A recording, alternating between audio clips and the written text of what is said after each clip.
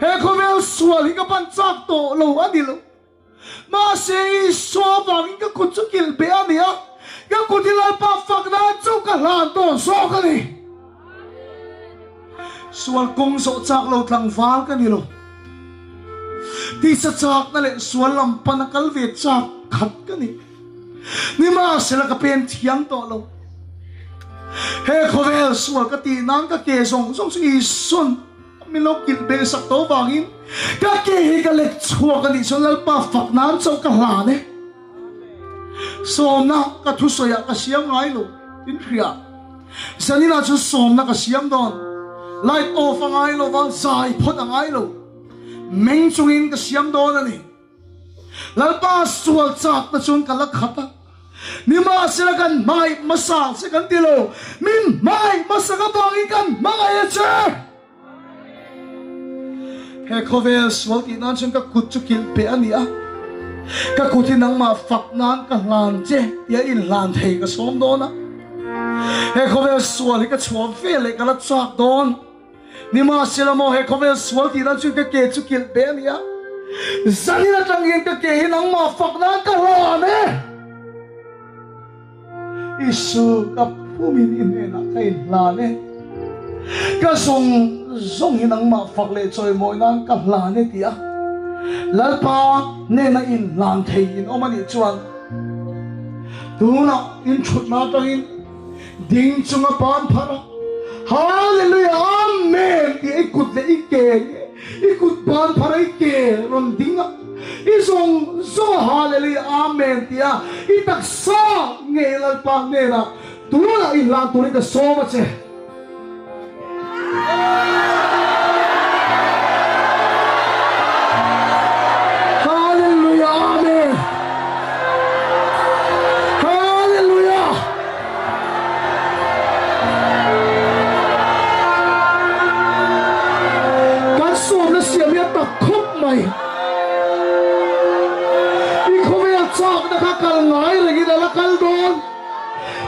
ka kuchu he khovel tan chuan khen pe ani to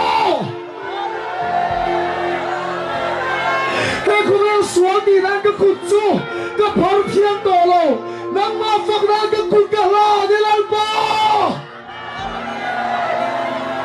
to ngai kha chiang to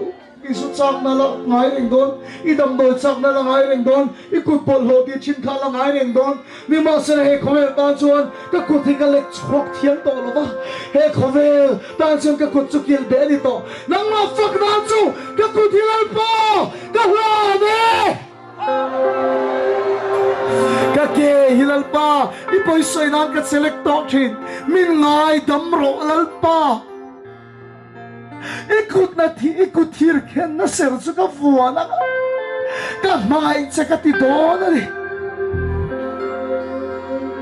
ike ka e khovel swati nan ipen pui thiam to lo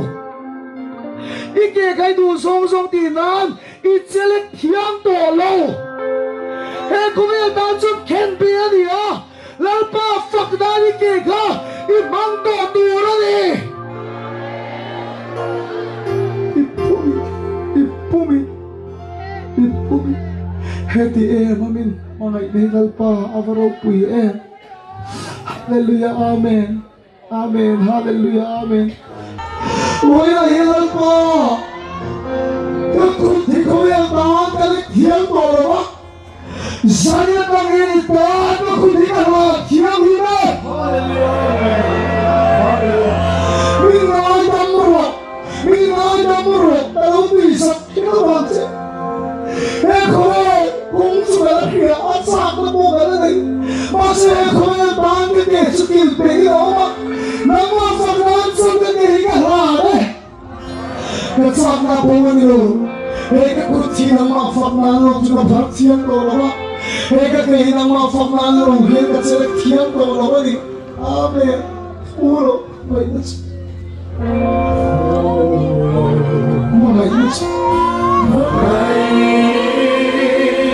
Cross ka tayo dalang chamasi Cross ka tayo dalang chamasi Kay po nung na-cross mi po siya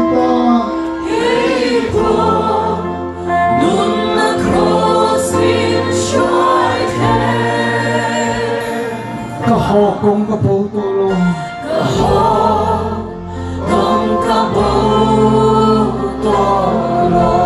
hulog mga inatsu mga inatsu Amen cross kang kalipilot sang kasi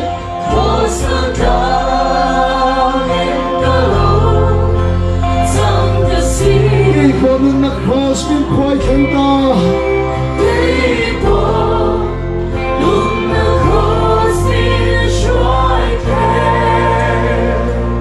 kahokong kaputulong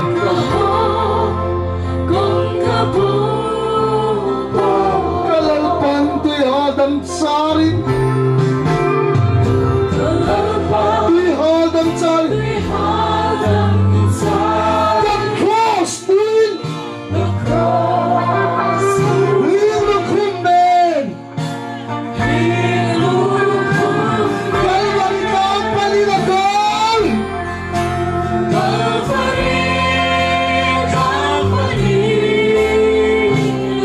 hulaw mga inatsu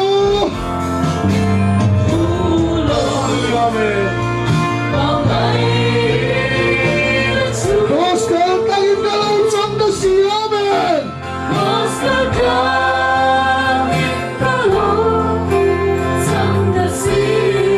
iponun na cross min kway kenta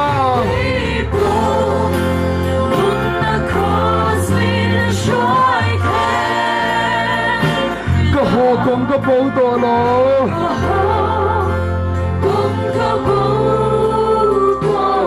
kalal cross sa kembet tuka kembet tuka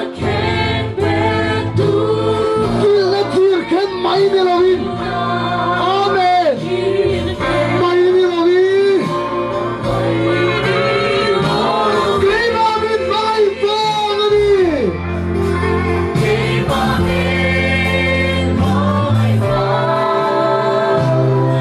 hulog mga inatsu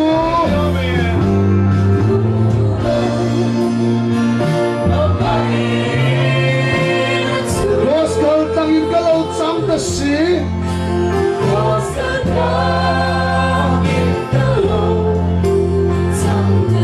kay iponun na cross min kway kenta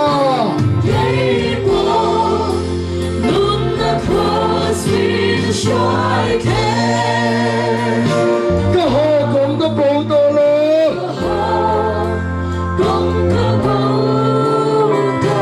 mga inatsu cross kaltangin alaw luang luot kat hinlunga hallelujah alaw luang luot kat hinlunga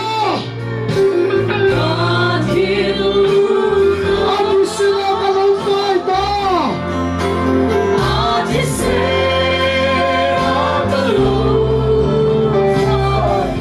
hulog mga inatsu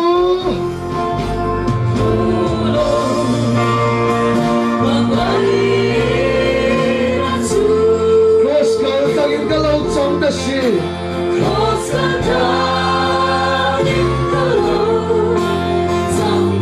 kay iponun na cross min kway kenta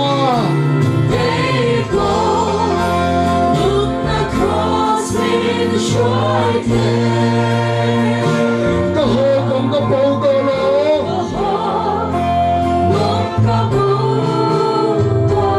lalukong galaw na itainan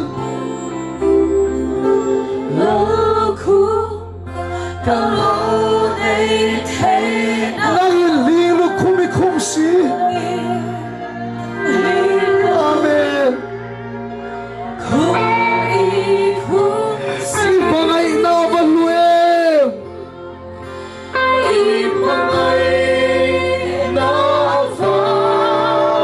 amen hulog mga inatsu Mga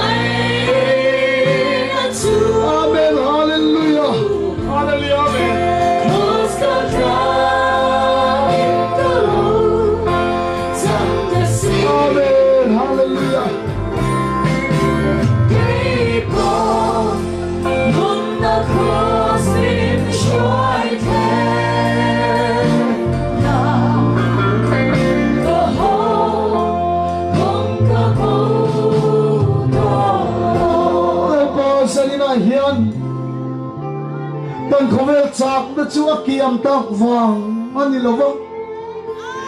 kan ti sa chak na chu are tak wang ani hek lo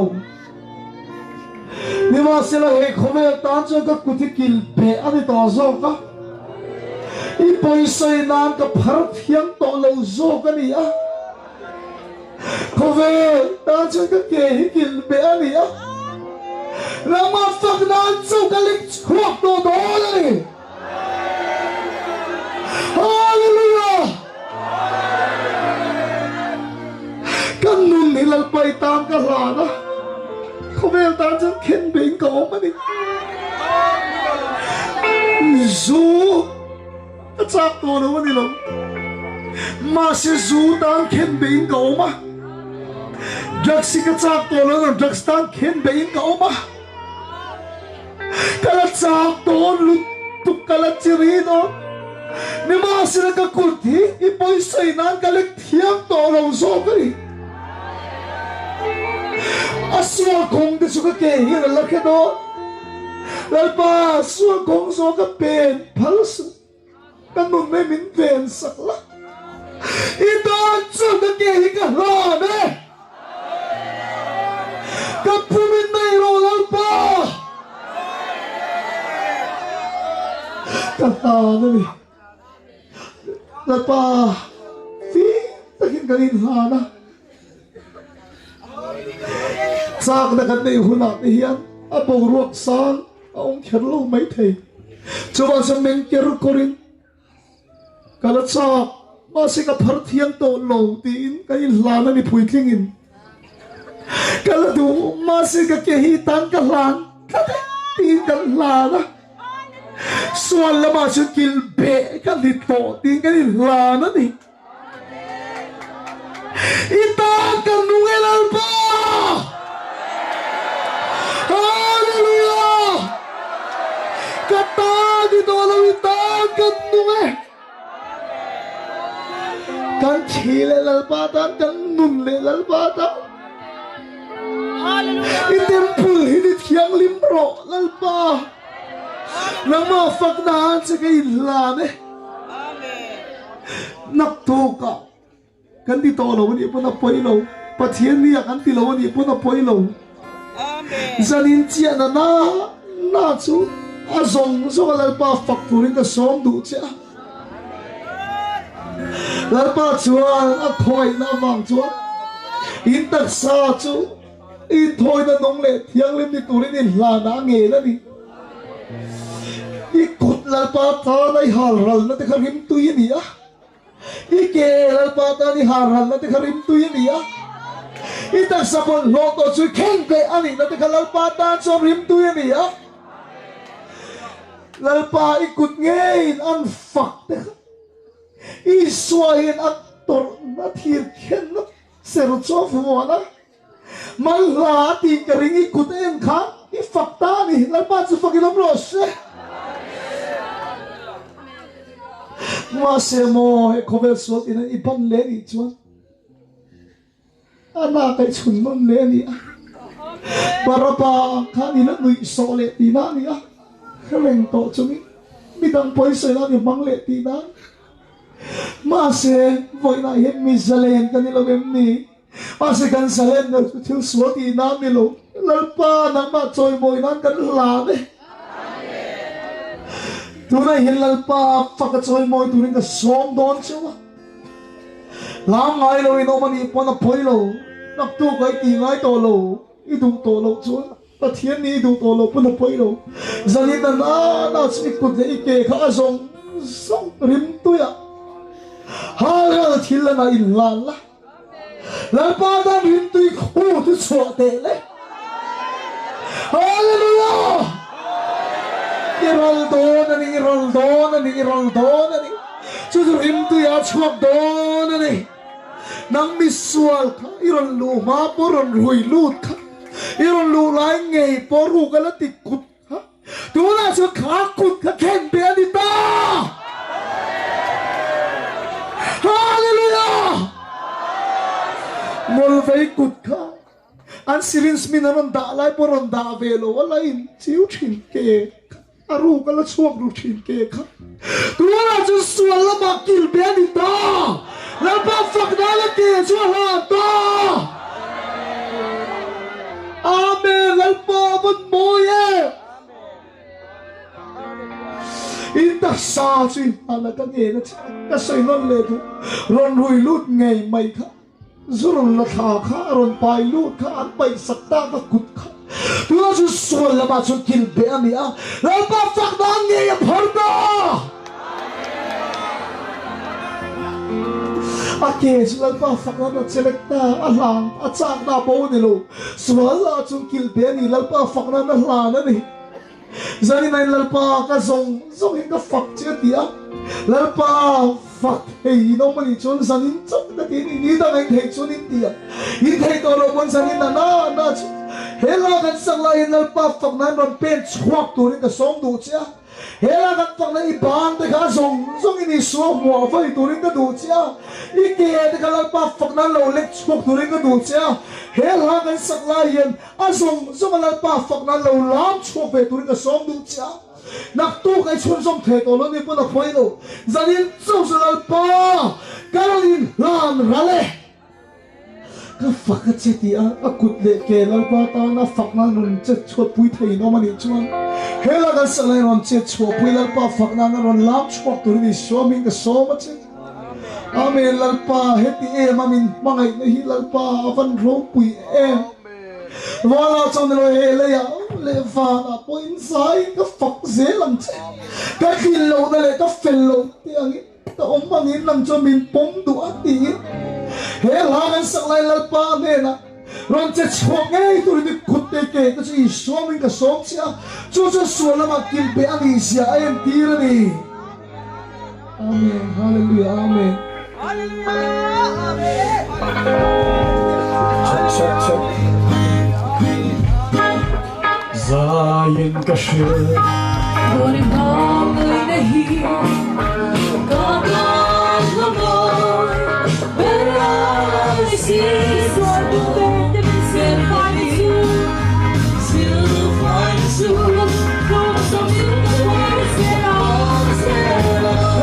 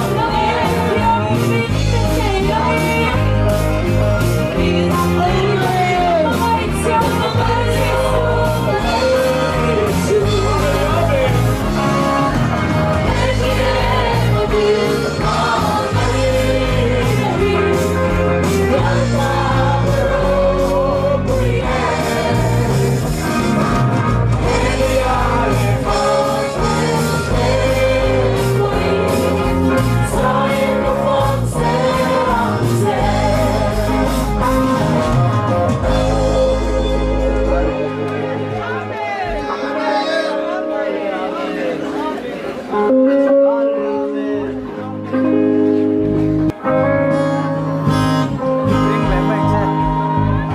covela gan omes sol cantan mi lo